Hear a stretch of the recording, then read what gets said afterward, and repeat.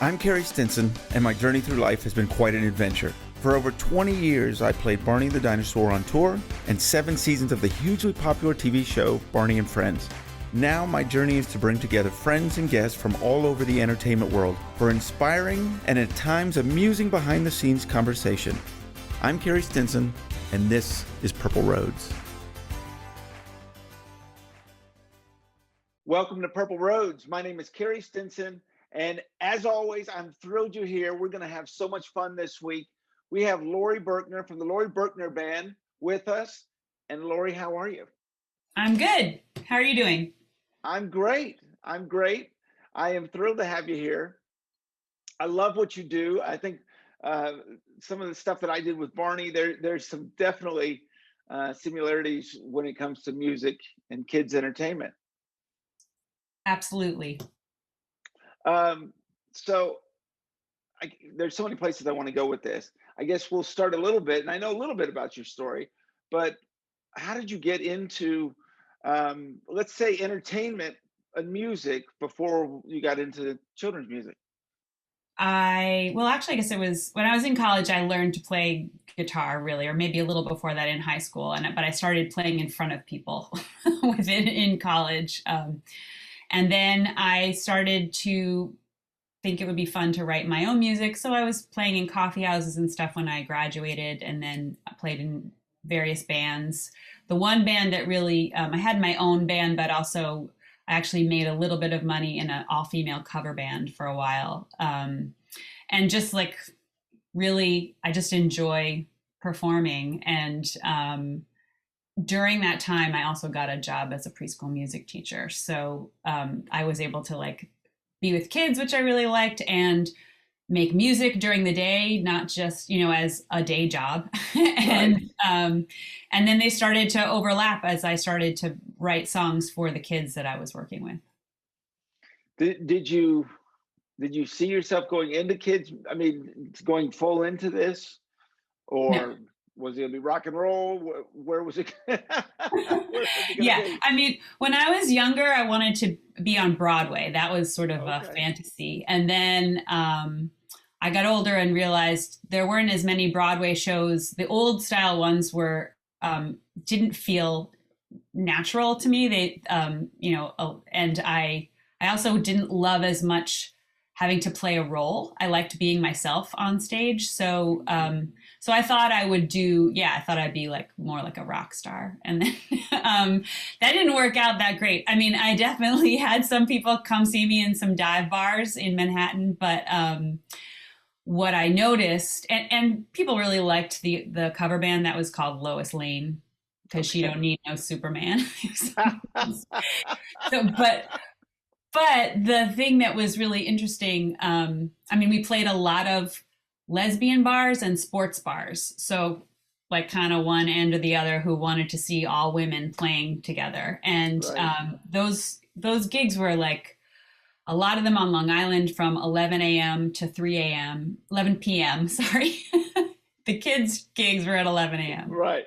But it was many hours of a lot of people and us waiting for them to get drunk enough to really enjoy themselves, and a lot of yelling Freebird and, stuff like that. And I found that once I started writing kids music, and I was also, I did parties for the kids who I was the music teacher for. A lot of the parents asked me, would you come and sing for my kid's birthday party? And after I started recording some of the songs that I had written, they were requesting them at the birthday parties. And it was actually really like enjoyable to have someone go, play We Are the Dinosaurs, play Big Trevino, instead of Freebird, which I didn't actually really know how to play. I thought that was a required song if you could be a cover band. Not if you're an all-female cover band. Fair enough. Probably. And actually, what was funny is that we did pretty much not play any all-female band songs. Like we didn't do the Go-Go's, we didn't do Bananarama. It was a lot of kind of like 60s, 70s, 80s, and 90s, because this was in the 90s. So that was the modern music. And I ended up, I guess realizing that I loved the energy of the kids. You know, the kids, the families, they were so happy. They were so excited to be there. They're so immediately involved. They were so physical in their responses, and so genuine and loving in their responses. And it was so different than like drunk people and smoke and a lot of like, yeah, it was more fun. Yeah, that gets old. That gets old doing that night after night. Better hours too, I have to say. Yes, yes. You know, we have in common with my Barney days. I started doing birthday parties as well, Mm-hmm. and so I know a lot about that. And it's an interesting. It's actually a really great place if you're going to get the kids' entertainment, children's entertainment to start. Because you get a lot of that one-on-one, and you really get a feel for working with kids. Yeah, I mean, being in the classroom was really helpful because that was where I saw like what songs were not written that I needed as a teacher to engage the kids. Also, basically for like classroom management. You know, I wrote songs and would just change them in the middle if it wasn't working, or if I needed them to do something different, I would realize, oh, I could just I mean, I didn't realize this from the beginning. Actually, the person whose job I took, I went to go watch her um, work with kids. She had been at the Rockefeller University's Child and Family Center for 10 years. And she did Dalcroze Eurythmics with these kids. And she was amazing. She would just sit at the piano, 3-year-olds, and she would sing a song, and they would do everything that she sang about. And I started out that first year just like crying every night because I was so like didn't know how to talk to them, and I didn't know what they liked. I felt like they spoke a foreign language. You know, I had worked with older kids, but not preschoolers, and I was also working with infants and toddlers, and I was overwhelmed. And she just looked at me after I came and watched her and said, "How you're like a magician? How do you do that?" She said, "Just put it in the music. Stop talking."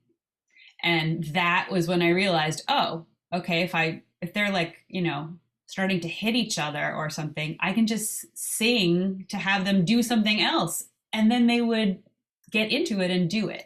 And that was like a huge light bulb moment for me, and really helped me write the songs. The birthday parties were interesting because it was very different. They were not kids are not as focused. Parents are distracted and want to talk to each other, and that's a real like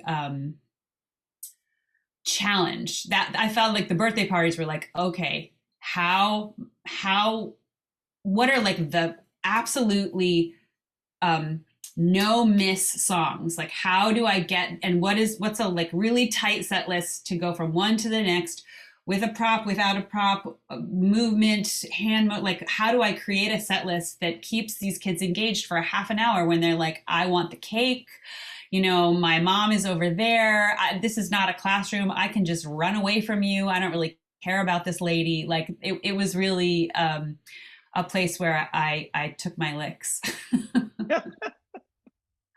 But it makes you stronger, right? I mean, you learn so much doing that. I learned a lot. Yeah. When you were starting to write these songs for kids, was there something you felt needs to be upbeat? It needs to subject matters. Were you trying to teach lessons at the beginning? Kind of what was your goals when you were first starting writing the music? Yeah, I wasn't trying to, well, teaching lessons, that was less important to me. My goal was that the kids who came into my room wanted to come, were engaged when they came, had fun, and that being musical would begin, if it didn't already, for some reason they had like lost that connection to music already, which some of the 5 and 6-year-olds were like embarrassed to dance or do there were different things or kids who were younger that already had that like super organic connection to music, just to help them keep it. So I just wanted music to feel like it was part of who they were, and it was something that gave them pleasure and that they could use to express themselves. And a lot of that came through connecting music with their bodies. So, physical movement, I was noticing, especially the super young kids, some of them weren't even really talking yet. So they had been moving longer than they were using language. Putting movement into my songs made a connection for them in a way that a song that I kind of sang at them would not. Sometimes I needed quieter songs because they needed to come more inside themselves and calm down. Sometimes I sang more upbeat songs, different kinds of movements. Sometimes I actually wrote songs about certain subjects because the kids were putting on a little show at the end of the year or something. So it just kind of depended. But all the time I wanted them to mostly I wanted music to be fun. So they would leave school, like their time with me, feeling like they really felt comfortable and loved music. It's amazing. We did a lot of that, a lot of hand gestures and a lot of things that the kids could do along, keeping it simple. But it was one of the keys, and music was absolutely a key with this. Sure. So you write some songs, you do the birthday parties, and then what comes about next? Well, I made these cassette tapes, and at the parties, parents would say, "Do you have like tapes or something I could give out as a party favor?" So they would buy them, spread them to kids who I was not the teacher of, and then those kids would listen to the tapes and ask their parents if they could have me do their party. So that got bigger.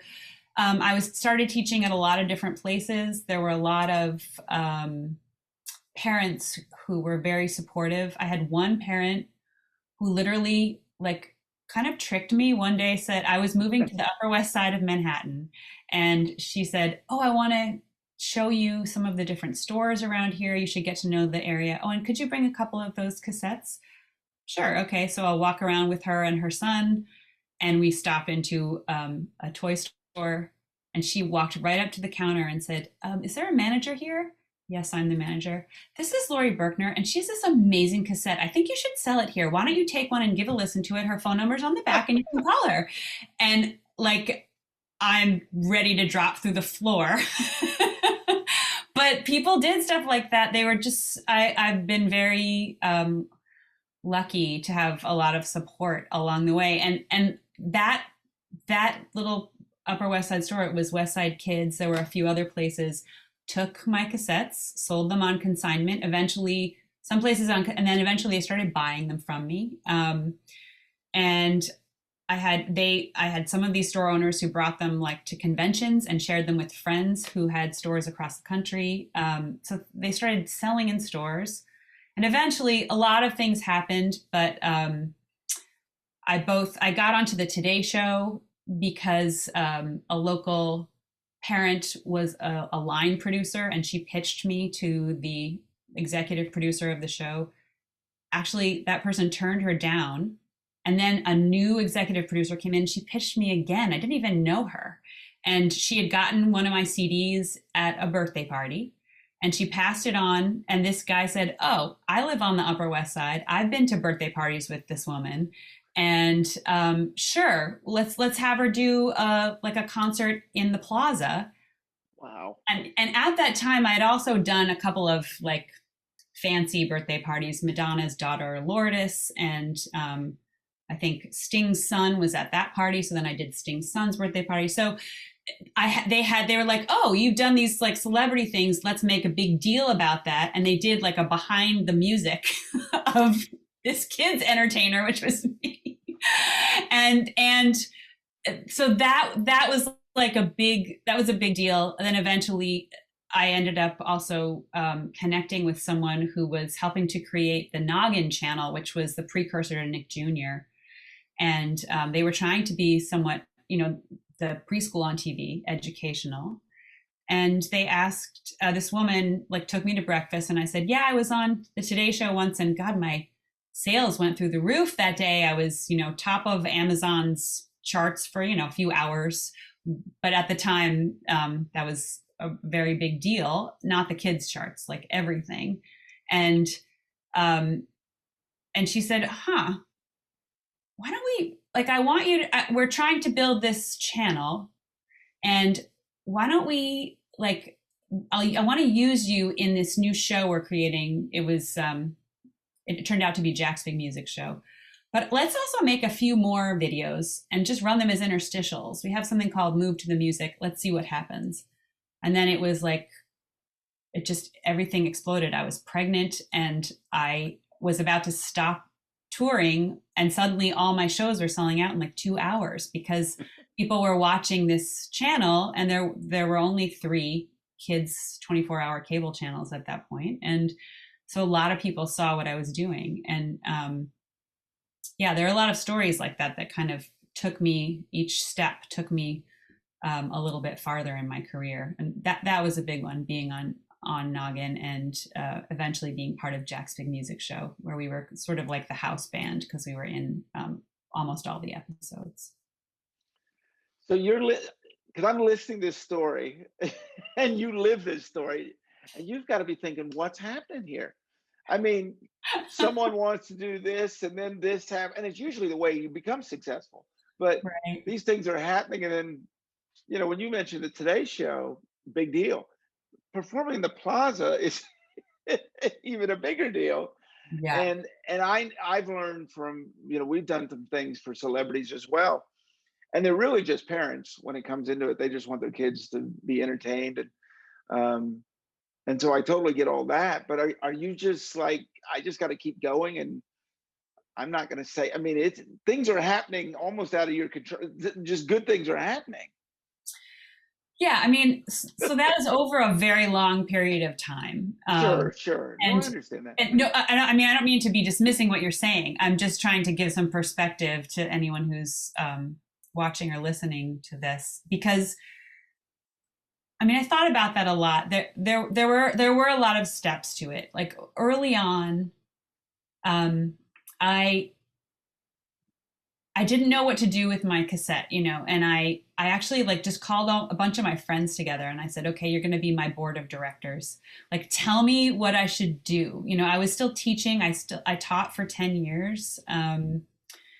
And in that time, definitely good things were happening, but none of this stuff had happened yet. So I'd been working for a very long time. I think the Today Show happened. I'd already made 3 children's albums. And there were a lot of locally good things were happening. I had lots of, I had a lot of work. I had so many birthday parties that I ended up quitting I think pretty much all of my teaching jobs just to do birthday parties, because it felt like I could do these, as much and make money from it, and still be trying to kind of run a record label. And yeah, there were some crazy things that happened, but it also felt like, I remember being on the Today Show that first time and standing there in the plaza, and there are people with signs for me and stuff, and which was great. I mean, it was 5 a.m. or something. It was very, very early. They do all this. And I looked out, and when we got to the moment where we were going to go live, I mean, it's live. And I thought, okay, millions of people are about to watch me sing. I think it was Buzz Buzz was maybe the first song. And there was a guy with his headphones on, and he said, okay, I'm going to count down, and then you just go, right? And he went 5, 4, 3. And I started playing, and I thought, I'm so scared. Wait a minute. I've done this a million times. I totally know how to do this. And all these people are here to watch it. They're here because they're excited about it. And suddenly I felt like, oh, this was this is what I'm meant to be doing this right now. And a lot of, I feel like that's happened a lot of times. and I don't mean that in a, I mean it in just like, I don't mean it in like a self-aggrandizing way. It's just more of like, oh, I've spent so many years thinking about these kids and working with them and being somebody who loves to perform and make music. And if I think too hard about everything that's going on, it is kind of overwhelming. And then, but if I just stay in the present about like, oh, I'm doing this thing that actually feels very natural and enjoyable to me, and I can see that it's creating pleasure too, and there's this wonderful like giving and receiving that's happening, then it just feels good. So I'm not sure if I answered your question, but that's more of my experience is like, yeah, I'm just doing this thing that I really like to do that I feel like I'm supposed to be doing. Does that make sense? It does, and I love that because we have a lot of people that watch this show that want to get into the industry, Mm-hmm. and we talk a lot about, I mean, we all here know, and we all have these different things that happen that we push through, or things happen, where you finally get to the chance where you break through. Yeah. Now, when you were doing the Today Show, is at that point, was that just you, or did you have the band No, at that point, or it was just you? it was myself, my husband now. I don't, I'm not sure if we were married yet the first time we did it. I think we might have just gotten married. Brian Mueller, he was my the first bass player, and Susie Lampert, who still plays keyboards with me. So this is the three of us. I've since added Bob Golden on drums, and we've had two other bass players. Now I'm with Brady Reimer, who also has great kids music of his own. Um, did it always need to be a band? Did you always want it to be a band? That's a good question. When I was doing it by myself, the very first time I did a show of my kids' music, I'd made that first cassette. I'd been teaching for a few years, and a mom said, my kids go to this preschool, and we could put on a benefit show. You could play. We'll give you like a certain set amount of money, but then we'll charge a lot of money for the tickets to all the parents, and then we'll keep all the rest, and we'll sell a bunch of snacks and stuff, and it'll be great for everybody. And I thought, oh, okay, wonderful. So I went and I played it by myself, and I thought, oh my God, I had been in bands for years at that point, and I was like, I don't think I ever want to do that again by myself. It was so hard. So I called Susie, who was in Lois Lane with me, and I said, you played piano on the album with me. Will you come and start playing shows with me? So for a long time, it was just the two of us. And then I guess Brian and I were married, because after we got married, he said, I love you and Susie, but you have no bottom end on your sound. You're two women singing and playing. She can kind of play down there on the keyboard, but like, he was a violist, violinist, guitar player, and he played bass in a friend's band. And he was like, I could play bass for you guys. So he joined. And that was felt so supportive to me. Now, interestingly, I guess I'm trying to remember how many years ago now, after Jack's Big Music Show had been off the air for quite a while, and just like kids grew up, new families have kids. Of course, all about this, like that turnover with the age group that we are thinking, we're making content for. I had fewer people knowing who I was. And so it was harder to be able to afford to have a band, especially once I had four of us. So I started doing a lot of solo shows. And now, and certainly during the pandemic, man, I have really remembered what it's like to do solo shows. I was doing a Facebook Live every day. I guess we did 70 or 80 of them before I started to do them less often. But getting up and just like remembering what it was like to really just be me playing the guitar and singing with kids and families. It's been really fun, and I've never had that feeling again of like, oh man, I don't ever want to do this. There are things that I really miss about playing with the band, and there are things that are great about playing solo. There's a freedom in it. The band is incredible at following me when I just like go off and do something else, which is really wonderful. At the same time, it's, you know, it's not always the nicest thing to do to the rest of the band. And we do, you know, we have a lot of time that we need to just being together and rehearsing and planning out the shows and stuff it's very different when I'm doing it by myself. So, yeah, I also really love playing with other musicians. So I feel lucky that I've been able to do that. So I noticed a lot, watching a lot of your videos, and I noticed you got creative like a lot of musicians did and entertainers during COVID, doing Facebook Live, doing Zoom, doing your videos, things of that nature. And I saw the video that you did about wearing a mask. And, you know, I thought that was so interesting because that's such a tricky subject. It was a tricky subject at the beginning, and then when you want to jump into it and how far you jump, all of those things. And I thought you did such a great job with that. Is it difficult, or when you're writing something like that, is it, I got to get the content in first and then make it fun, or do I start off being fun and then go there? Because I noticed you were doing the different colored masks and all of that.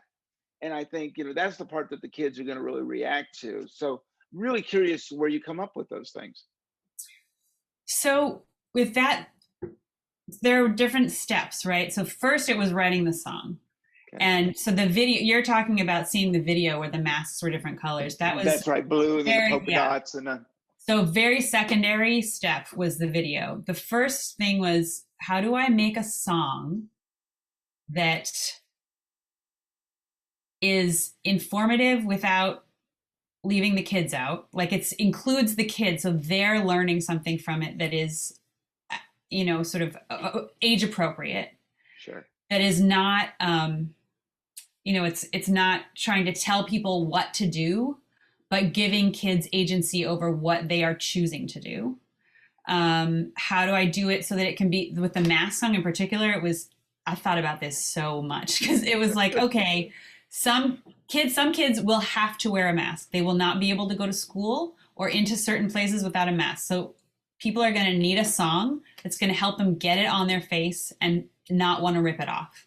So the first thought was like, how do I make a mask fun?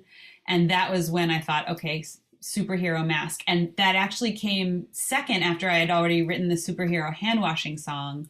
And all of that came out of when I was doing these Facebook Lives and I was saying, you know, you're all superheroes because by staying home, we are helping each other and we're saving lives. We're saving each other. And so then I thought, well, if they're washing their hands, that's also being a superhero. And then it just made sense to also create a mask. And then that worked great because, of course, a lot of superheroes wear masks. So it was like a costume in that way. And that felt like, okay, this is a good, I think this is going to be a good idea. So then writing the song, which was, it had to be simple enough that a kid could sing it right away, that a grown-up could sing it who felt like they were not musical. So any teacher, any parent, it had to be short enough that they could remember it easily and use it to get the mask on. But I wanted teachers or parents, if they had a group of kids and they were all wearing their masks and they wanted to sing about it, to emphasize that it was a positive thing, to still be able to sing the song even though the mask was already on. So I wrote it so that you could do it either way. And I'm trying to think what else. I just thought about so many things with it. So those are a lot of the main ones. And so then once I had written the song, I have an incredible team of people who help me, who run my business, and I'm supposed to be running it, but I don't really. They do it. We all need help. Right, totally. Oh, God, do I need help? But so there's a young woman named Katie who has been my like COO of Two Tomatoes Records for a while now, and she and her partner bought an RV. And so I have a place in Manhattan and a place upstate. I am upstate right now. We had bought it very recently, and then it just was like, oh, this could be a better place for me to actually. I have space up here. My apartment in Manhattan is pretty small, and up here I was able to actually do the Facebook lives and live streams that we ended up doing because I had room to like have equipment and things like that. So anyway, Katie and her partner bought an RV and moved into our driveway in the RV. Wow. And so I had like a built-in team basically of people here, just two, but you know, my husband is a therapist now. Brian stopped playing with me, like I said, some years ago. And we have a now teenage daughter, and they were both, you know, they're very supportive and not super interested in doing things with me around kids music anymore, unless like Lucy's helping me make a TikTok or something, which she does. But Katie and Jeremiah became like my crew basically. So the craziness that you see behind me is because we have green screen set up in this room. I do cameos and videos for social media, or we make videos in this room, and there's a living room downstairs that we actually like hang a backdrop across where the curtains are and move all the furniture out and film in there, and it looks like I'm on a stage kind of, when we do the live streams, and they've been incredible at helping me transform this space and use it. So I don't even remember what your question was. Well, no, you're right on it. You're right on it. And I'll just finish with that. So do you play that song to them, to your family, to your husband? Do you play that and kind of get a thumbs up, thumbs down, or do you just throw it out there? Oh, so I play it to Brian and Lucy more for fun. They're like, okay, yay, they don't really give me right, feedback. Right.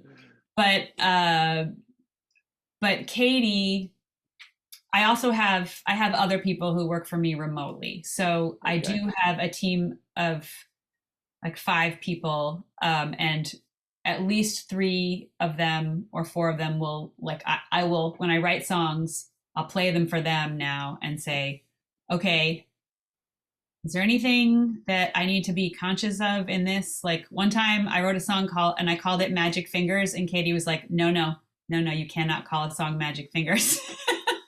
Just like they keep the sexual stuff out of it. And also, is it easy for them to learn it? They're not musicians. I just want to know, like, what do you think? What do you get from this? And it helps me practice actually singing it to somebody. Right. I used to go to like daycare sometimes and sing with kids just to kind of keep that sense of when I was a preschool music teacher, like what it's like when I sing a song to a bunch of kids. How do they react? That's like golden. There's nothing better than that for helping me learn what makes a good song. But I didn't have that luxury this year. So yeah, I sang it for them. And I know I changed a few things around, like what was easier to say, what was easier to remember because of their feedback. But yeah, so then once the song was written, then Katie, which is why I brought all this up, filmed me doing the video. And it was her idea. She was like, we could do it on green screen and you could wear a green mask and then I can change the color of the mask. It didn't work that great because it looked a little funny when I was moving. So we did that only a little bit. We also bought like 20 other masks that were all different colors and designs just to make it fun, because that's another part of it. Oh, that was the other part of the song was I made it so this is my superhero mask. It keeps us both safe.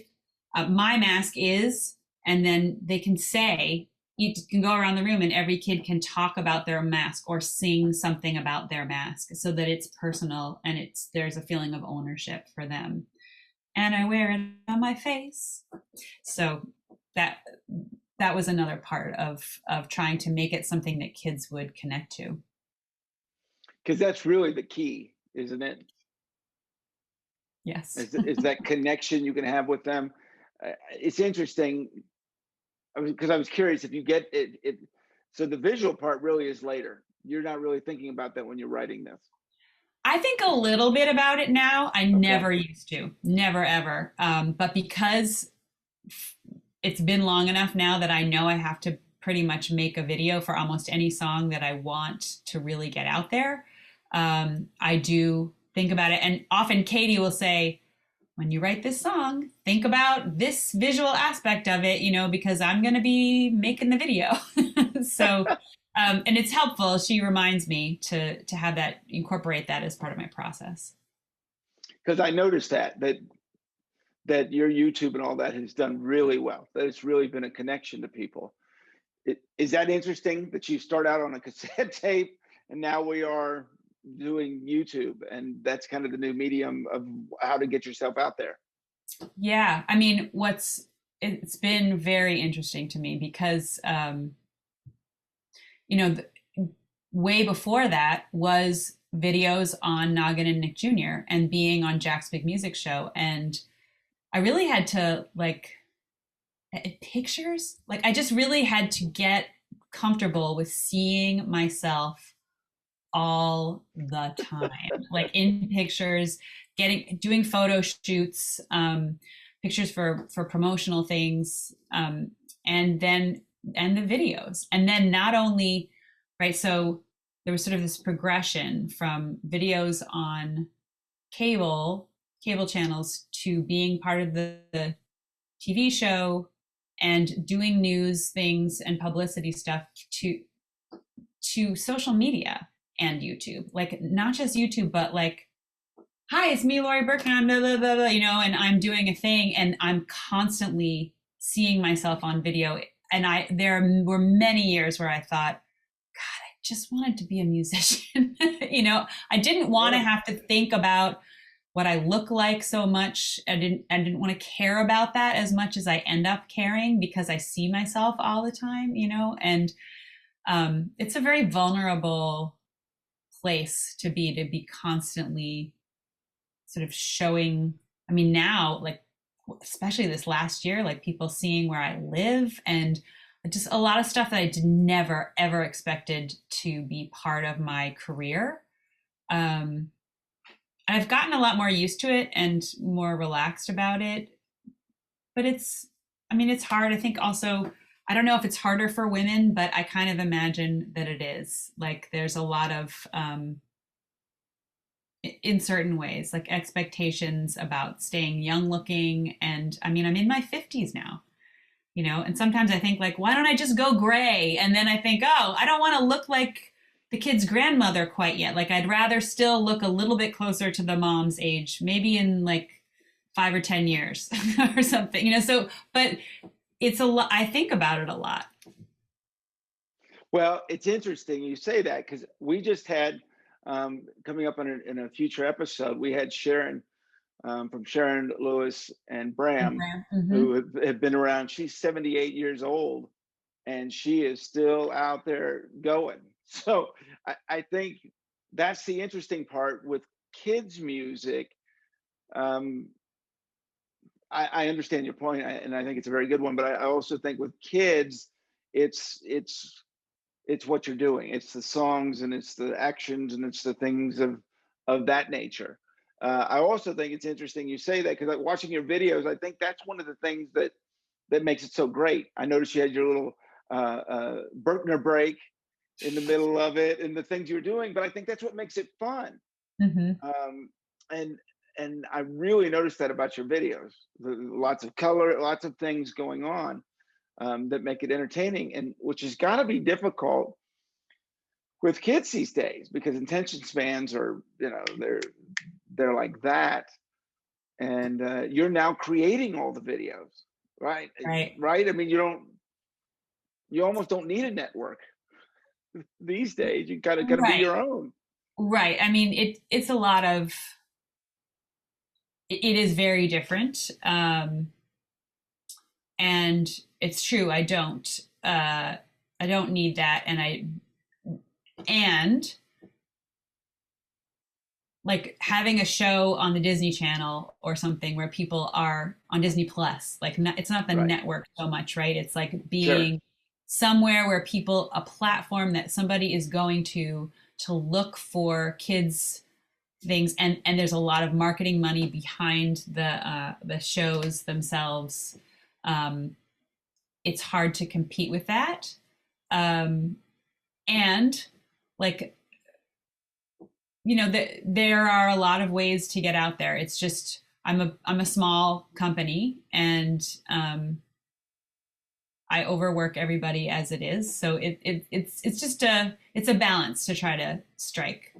But I've been super lucky. I had that connection with Nick Jr. for a while, and that really propelled me to a place that I never would have been if I hadn't done that first. And I was going to say something else. Also, I work with another a much larger label now that also helps with like distributing the music so that it's on every streaming platform across the world in a way that I wasn't really able to do by myself very effectively. So that kind of support is really helpful, but it can come from a lot of places. Yeah, that is got to be interesting, right? That you kind of have to go from that balance of, yeah, I can do some of this by myself, and then what parts do I need help to get out there? What has it been like not being able to get on stage for the last over a year, getting out in front of the audience? I mean, I've done more performances this year than I have in like many years combined. So it doesn't feel so different. It's just that I'm doing it into a phone. Right. I have a couple shows coming up this summer, in-person outdoor shows, and I'm excited and a little nervous.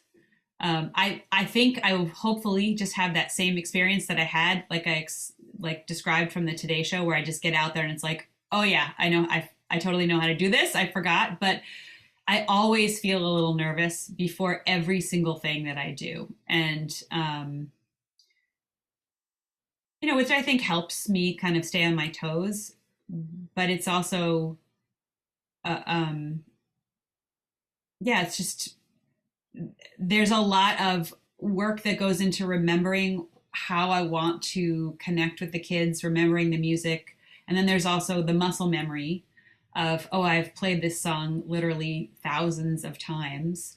And then sometimes I'm like relying on that, and then it just goes away.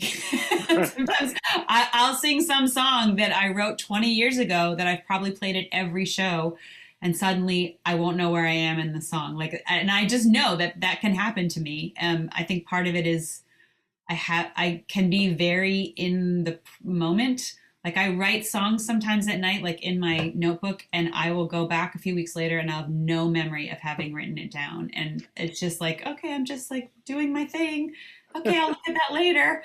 So it's real that I'm a little nervous before each show because I really don't know what's going to happen. But I feel that way about the live ones that are coming up, and all the the in-person ones, and all the ones that I've been doing since then. I am excited in a lot of ways to just be able to hear people while I'm performing again, like watch people reacting to me, reacting to the music, enjoying their own bodies, singing, having that experience with each other because they're all having fun. I don't get to see it. And that I miss. I mean, there's like chats and people are writing things in, and I'm whatever, if I'm doing shout outs or, interacting, even like we do these ticketed live streams now that are full hour and 20-minute shows. And those have like people are answering little questions and playing games, and I can see some of that happening, but it's so removed from like the energy of having people, live people in the same space together, all sharing the experience of music together. That is something I do miss very much. I would guess so. I would guess it'd have to be so difficult because to play a song finish and there's nothing, or there's the screen blowing up with hearts or something. It's got to take some getting That's used exactly to. it. Well, the thing is, what's so interesting about it is that it's the same as when I'm making videos. Okay. Like I've made so many videos, and when I'm doing them, I look into the camera and I'm thinking like I'm singing. You are a 4-year-old who is watching me, and it's just you and me. That's it. That's what's happening right now, and like that's really what I'm thinking about. So when I'm doing the live shows and I don't see or hear anybody, it's kind of the same. But and when it's over, it's like, oh, okay, I just did that. What's the next song? It does, but I think when there is that experience of people really like being there, I'll get all the things that I'm kind of forgetting that I miss. Like I don't even remember exactly how it feels anymore, honestly. And I know I loved it. So I mean, it's like I don't know if you feel this way, but like so much of becoming a performer is like that incredible, like wonderful feeling and energy that we get from people who are appreciating what we're giving out, and that is something that I mean, when I was a kid, I used to put on shows in my backyard. Like that's something I've always really, really loved doing and loved. I mean, what can I say? I like people clapping. It Right. feels good. There's nothing that beats it. I did it for 10 years. I did promotions for 5, and then I toured around the world for 5 years, and then I did the TV show for 12. And I love the TV show. I love the experience of it. But it's But totally, exactly what I'm talking about. Yeah, I didn't mean yeah, to interrupt you. Yeah. no, absolutely. And so you do these big movements and you do these big numbers on TV, and then it's cut, and you hear lunch or something, and there's Right. nothing, right? They all know you, and you've probably done it 10 times, and uh, Right. and then it goes in, on TV, and you don't see you, so you never get the reaction to it. Right. I And mean, the being on the thing where it goes on TV, that's so interesting, right? Because a lot of people, I feel like for so many years, it may be different now, but when I first started, a lot of people were like, God, you're on TV all the time. Isn't that exhausting? And it's filmed. Like I don't have to do anything. It's the opposite, right? I did it. It took me a couple of like 3 days over the course of a week or two, and now I'm done. And like it just keeps going and lives on without me. And I'm trying to figure out what my next step is. absolutely, absolutely. I was, it's funny because after being on the road for so long, I was ready to go home, and then I was home for a while, and I was like, "Oh, I don't want to go back on the road a little bit and do those," because there's nothing. There is nothing like jumping out there, especially with kids, because they're so appreciative. They can tell when you're authentic, and it's just hard to even explain. All my friends, everyone, when I was younger, I wasn't married, I didn't have any kids, and so they're like, what are what is going on here? Explain this to us. And to do a 30-minute show where the kids know everything, they know all the dance moves, they know all the words, and they're Right. hugging their parents, and you know it's It's it's it's incredible. incredible. Yeah, yeah. And I can see that with everything you're doing. I love that you've really incorporated all the hand movements and the things that you've brought it interactive to the kids. Um, is that something that you write a song, like we would do something like Mr. Knickerbocker, and then we come up with the motions, or are you thinking motions kind of, and I'll write something to it, or does it happen sometimes one way and sometimes the other? Yeah, very much. Sometimes one way, sometimes the other. If usually when there are hand motions to a song, those come after for me. But sometimes I'll say, oh, I want to write a song that has a lot of jumping in it or something, like more of those sort of like larger gross motor movements. I'll think about like, okay, I want there to be something where kids can get up and use their bodies. And so how do I make that part of this song? A lot of times, writing any of these songs, I feel like sometimes it's just some random thing that I hear a kid say, or a random thing that I'm thinking or that I remember from when I was younger that I think was funny. And then I sort of build that out into a song. I was thinking about like there's a song called I'm Gonna Catch You that I wrote. And that was actually like, I just was walking outside, literally walking around, like trying to listen and looking for kids, thinking like, I need a new song for the kids where I'm teaching and I don't know what to write about. So I'm just gonna like eavesdrop and kind of hang out where kids are. And I saw some dad, I always say that I hope it was a dad, running after his daughter going, I'm gonna catch you, you better run, I'm gonna catch you, here I come. And I was like, oh, there's my chorus, great. I went home.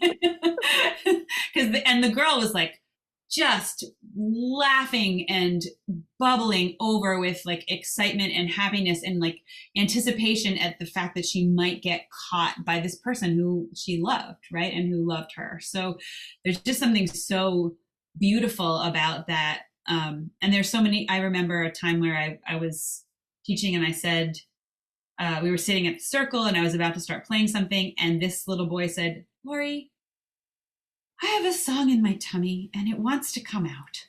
And I was like, I've got a song in my tummy and it wants to come out. I got a song in my tummy. What does it sound like? Like, okay, I got a song in my head. And it just like the natural, first of all, kids being natural songwriters. To me, nobody can do better than that. And, but sometimes it's just, like I have some sound the way that I'm playing guitar and it's like, oh, that's kind of a fun beat. What could I do to that? Or I'm walking around and like I have a song we just are putting out, we're making this video right now. It's called Did You Go to Ohio? And I was literally like washing the dishes and I don't know why I just started going, did you go to Ohio? Oh, yes, I went to Ohio. And when I went to Ohio, the people were so nice, and okay. So anyway, there are different ways that they pop out. And I love that. I watched the Jumping Jacks one. Yeah, that was when I was like, oh, Jumping Jack. Wouldn't it be cool if it was actually like a person or a animal that was named Jack and liked to jump? So, but yes, what were you going to say about it? No. What's great about that is that you get kids doing exercise. They don't know they're doing exercise. Right. Yeah. They're just having fun. The video puts it there. I almost got out of my chair and started doing jumping jacks. It's those are the things that are so great about it. Yeah. And I love that. I absolutely love that. So what's next? Some shows coming up, videos. Is there something somewhere you want to go next? Something you want to do? Something, or you just keep going? Well, yes, there's a lot of keeping going. Right now, I am finishing writing the final chapters for. I have an original Audible original series that came out a couple of years ago called Laurie Berkner's Song and Story Kitchen. So I've taken characters from my songs, made them into characters in this show, and there are 10 chapters, like 20 to 30 minute episodes, where I'm in the kitchen I have a song called Pig on Her Head. So I have a pig who's my friend Thelonious Pig. We make things in the kitchen together and a conflict or an idea or something comes up. And then I tell him a story about the rest of the characters who live in a magical world that's called Juniper Fields. So he jumps on my head and that transports us to Juniper Fields. And there's all the way through, there's music and sort of tell the story, then come back to the kitchen and hopefully have kind of solved whatever the problem was and finish making the food and say goodbye. And so that was really fun to write and seemed to really connect with a lot of kids. So they asked me to do a second season. So I'm finishing writing that now, and that would come out later this year. I've also done some off-Broadway musicals with a group called New York City Children's Theater. And the most recent one we did was a musical version of a book called Interstellar Cinderella, which was like a futuristic Cinderella story. So we're going to probably be working on a second, a sequel to that coming up as well. And yeah, just playing, and I just feel like there are always a million things going on and to do, and I can never really quite do them all. But it's all fun. I mean, I just recently I started a TikTok channel. So, and I've been sort of telling stories about the songs that I wrote that people know. And that has been very enjoyable because a lot of the people on there were like, they're teenagers now, but they were kids when Jack's Big Music Show came out. So I'm sure you've had this too, like the nostalgia aspect, right? Of what they loved when they were kids. And it's a beautiful place to connect with people. Also, a lot of kids with special needs. I know Barney, that's a huge thing. That was a huge thing. And that's been true for my music as well. So all these different places that I actually am finding ways to connect with people that I haven't been connected to in a while, but still remember the music. It feels really good and satisfying. And then of course, new families, new kids with things like the Audible Project. So yeah, just keep on going. It really is amazing because in fact, Purple Roads gets a lot of autistic kids that grew up with Barney and loves a lot of these things. And it's awesome to hear from them. Just hearing, doing this show, I've heard from fans of Barney that said, I didn't get it and I didn't like it, but I like it now and I get it now. And that stuff is really interesting as well. And I really love hearing those things. Laurie, I can't tell you, this has just been a pleasure. Oh, thank you. For me too. I really appreciate that you asked me to join you.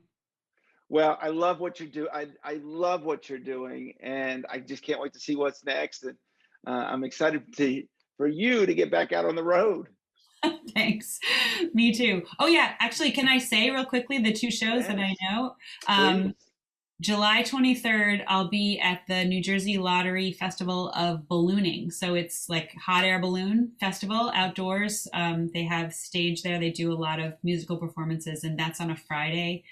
And then on August 7th, I'll be at the Ravinia Festival in Chicagoland, which it'll be my 10th time performing at that festival. And it's an incredible, beautiful outdoor venue and really fun. So hopefully if people in the area, they will come and enjoy the music.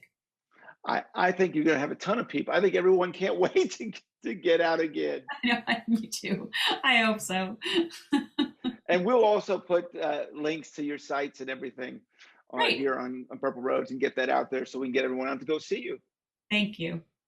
Well, thank you so much, Laurie. Totally my pleasure. And thank you for watching Purple Roads.